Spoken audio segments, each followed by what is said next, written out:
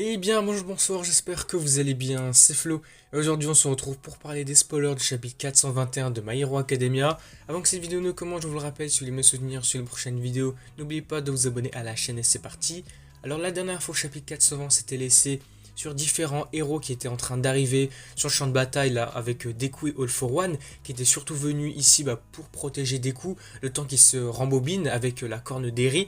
Du coup, on va voir ça dans ce chapitre, on aura directement la suite des événements. Ce chapitre 421 s'intitule Nous sommes là, en référence au mot de All Might, j'imagine, à chaque fois. Donc le chapitre va démarrer là où on s'était laissé au chapitre précédent avec tous les héros. On a Kirishima, Shoji, Koda, Ashido, Aoyama, Agakure, Kaminari, on a Momo, on a Jiro, Mineta et plusieurs autres héros arrivant sur le champ de bataille. Donc on a en partie tous les élèves de la classe A, il me semble.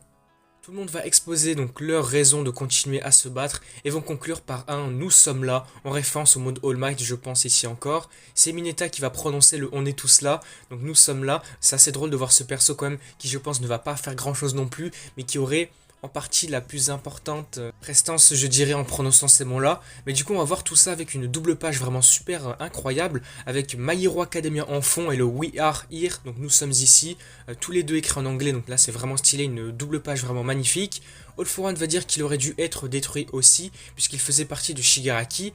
Cependant, lorsqu'il a entendu le son du vestige de Yuichi se briser, son monde a perdu ses couleurs, il a abandonné ses ambitions et aucune attaque de Deku n'a pu surmonter la douleur de sa perte.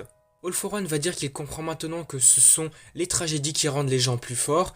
Il va ensuite activer divers alters qui vont transformer ses bras en quelque chose de très bizarre. Donc on va le voir sur l'image, je vous la montre aussi. Et on va même voir que cette transformation de All for One ressemble au démon flingue de Chainsaw Man pour ceux qui connaissent. Je sais pas si c'est vraiment un clin d'œil, on va dire, si c'est vraiment une référence ou si c'est vraiment une coïncidence. En tout cas, c'est assez cool de voir ça. Mais en face de ça, on va voir Zero qui va dire qu'il n'est pas d'accord avec la déclaration d'All for One. Zero va dire que parce que sa vie n'est pas pleine de hauts et de bas comme celle d'All for One, il est devenu plus fort grâce à un entraînement quotidien régulier. De plus, ces tragédies ont rendu la vie très difficile pour un certain ami à lui. Et là, on va dire plot twist incroyable, c'est alors que Endeavor et Shoto vont sortir des portails. Ils reviennent comme ça, tu sais pas d'où, ils reviennent comme ça à l'improviste, c'est vraiment cool. Zero dit alors que ces tragédies ne devraient pas exister, Endeavor et Shoto vont utiliser le Flash Fire Fist sur All for One et nous voyons ensuite un flashback.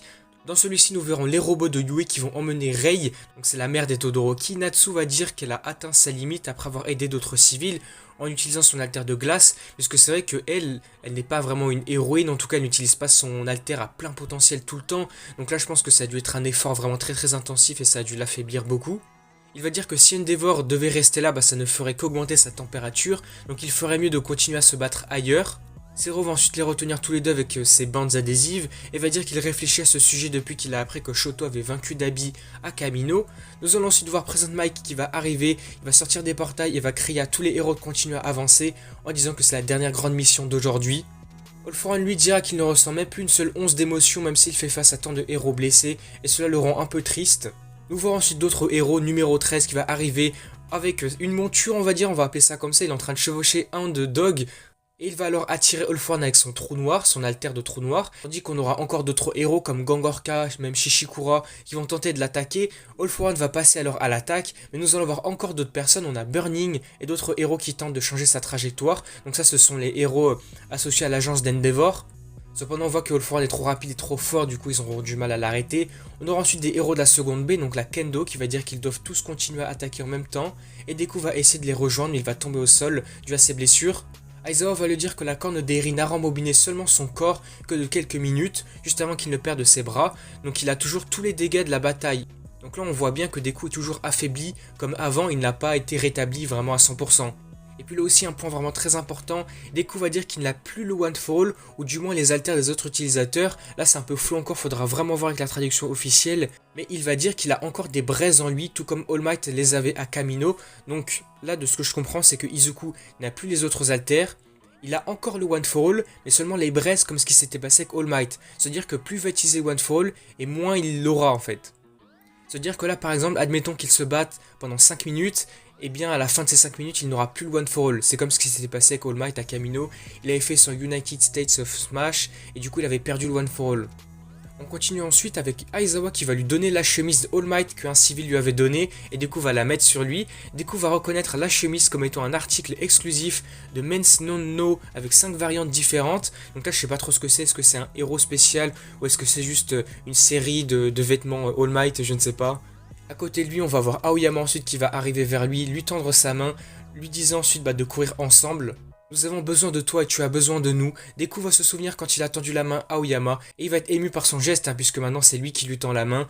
Nous allons voir ensuite du côté des civils qui vont tous regarder la bataille depuis l'abri et sont émerveillés de voir les héros se battre tous ensemble. Nous allons voir Eric crier Deku. On aura aussi Kota qui va dire allez grand frère Midoriya. Et puis là aussi c'est surprenant mais tout de même assez cool. Grand Torino qui est là et va dire Deku. Et puis le chapitre va se terminer sur la dernière page avec en fond fais de ton mieux avec Deku qui court avec la chemise de All Might. C'est vraiment super beau cette dernière page. Et puis du coup le chapitre s'arrête là. Nous apprenons qu'il y a une pause la semaine prochaine qui est due à la Golden Week qui se passe au Japon. Du coup il y aura une pause pour tous les mangas, que ce soit MHA, Jujutsu Kaisen, Blue Lock, One Piece ou même plein d'autres.